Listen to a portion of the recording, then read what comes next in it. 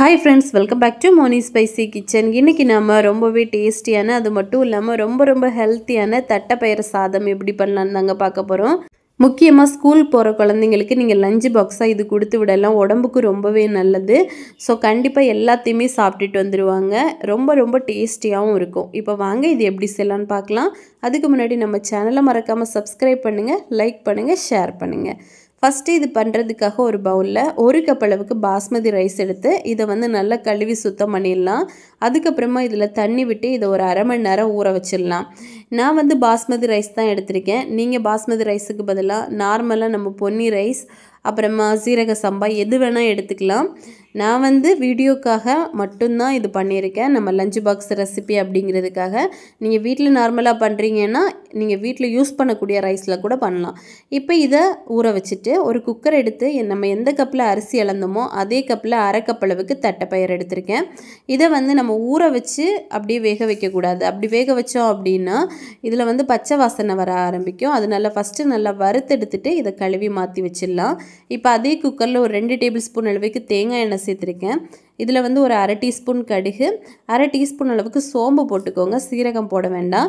இப்போ இதுல கொஞ்சமா கறிவேப்பிலை அப்புறமா ஒரே ஒரு வெங்காயத்தை குட்டி குட்டியா கட் பண்ணி வச்சிருக்கேன். இத போட்டுட்டு நல்லா வந்து வதக்கிக்கோங்க. கொஞ்சம் ஓரளவுக்கு நல்லா வதங்கினதுக்கு அப்புறமா ஒரு துண்டு இஞ்சி, ஒரு 5 ல இருந்து 6 பல் பூண்டு போட்டுக்கலாம். ஒரு பச்சை மிளகாய். இஞ்சியும் பூண்டும் ஸ்கிப் பண்ணிடவே கூடாது. ஏன்னா நம்ம பயிறு வகை பண்றோம் அப்படினா வயிறுக்கு எந்த ஒரு கோளாறும் வரக்கூடாதுன்னா இந்த மாதிரி பூண்டு, இஞ்சி எல்லாமே நம்ம சேர்க்கணும். தேவைப்பட்ட பெருங்காயத்தூள் நீங்க வந்து போட்டுக்கலாம். இப்போ இவ்ளோ சேர்த்து நல்லா mix பண்ணிட்டு ஒரு அரை டீஸ்பூன் அளவுக்கு மிளகாய் தூள், 1/4 டீஸ்பூன் அளவுக்கு மஞ்சள் தூள், ஒரு அரை டீஸ்பூன் அளவுக்கு தனியாத்தூள், ஒரு அரை டீஸ்பூன் அளவுக்கு சோம்பு பொடி இவ்ளோ போட்டுட்டு இது கூட தேவையான அளவுக்கு உப்பும் போட்டுக்கலாம். நான் வந்து ஒரு அரை டேபிள் ஸ்பூன் அளவுக்கு சேர்த்திருக்கேன். இப்போ இவ்ளோ சேர்த்து நல்லா mix பண்ணிருங்க. ஓரளவுக்கு நல்லா வந்து எல்லாம் mix பண்ணதுக்கு அப்புறமா நம்ம வந்து ஆல்ரெடி வறுத்து கழுவி எடுத்து வச்சிருந்தோம்ல தட்டப்பயிறு அதை வந்து இதுக்குள்ள போட்டுறலாம். போட்டுட்டு நம்ம எந்த கப்ல அரிசி அளந்து எடுத்தீங்களோ அதே கப்ல 1/2 கப் அளவுக்கு தண்ணி சேர்த்துக்கோங்க. சேர்த்துட்டு நல்லா mix பண்ணி மூடி போட்டு இத வந்து கிட்டத்தட்ட லோ ஃப்ளேம்ல வச்சு ஒரு 3 ல இருந்து 4 விசில் நம்ம வந்து போட விட்டுறலாம். அப்ப வந்து இது ஒரு 3/4 பாகம் நல்லா வெந்து வரும். அதுக்கு அப்புறமா நம்ம பிரியாணிக்கு தம் போடுற மாதிரி போடும்போது கொஞ்சம் கூட நல்லா வெந்து வந்துரும். இப்போ பாத்தீங்க அப்படினா ஒரு 3 விசில் ஆயிருச்சு. நல்லா வந்து வெந்து வந்திருக்கு. அதாவது ஓரளவுக்கு ஒரு 3/4 பாகம் நல்லா வெந்து வந்திருக்கு. இப்போ இதுல எக்ஸ்ட்ராவா 1 கப் போல தண்ணி சேர்த்துக்கலாம். ஏன் அப்படினா ஆல்ரெடி இதுல ஒரு அரை கப் தண்ணி இருக்கும். நம்ம பயிறு வேக வச்ச தண்ணி. அது கூட 1 கப் தண்ணி. அதாவது பாஸ்மதி ரைஸ்க்கு 1/2 கப் தண்ணி தான் தேவைப்படும்.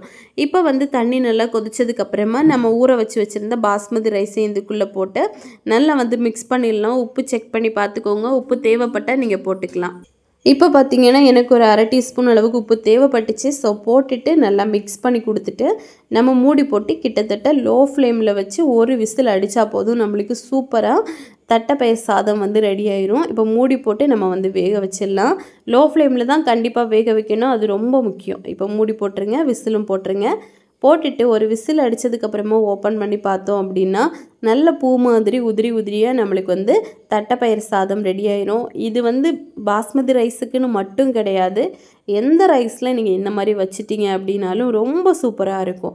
பயிறு சாப்பிடாத குழந்தைகளுக்கு கூட நீங்க இந்த மாதிரி செஞ்சு கொடுக்கலாம். லஞ்ச் பாக்ஸ் மொத்தமாவே காலி பண்ணிட்டு வருவாங்க.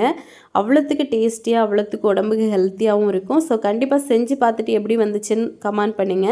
இதே மாதிரி இன்னும் நிறைய ஹெல்த்தியான ரெசிபீஸ் வேணும்னா மோனி ஸ்பைசி கிச்சன் சேனலை Subscribe பண்ணி வச்சுக்கோங்க. லைக் பண்ணுங்க, ஷேர் பண்ணுங்க. நெக்ஸ்ட் இன்னொரு வீடியோவில் உங்களை சந்திக்கும் வரை டேக் கேர். பை.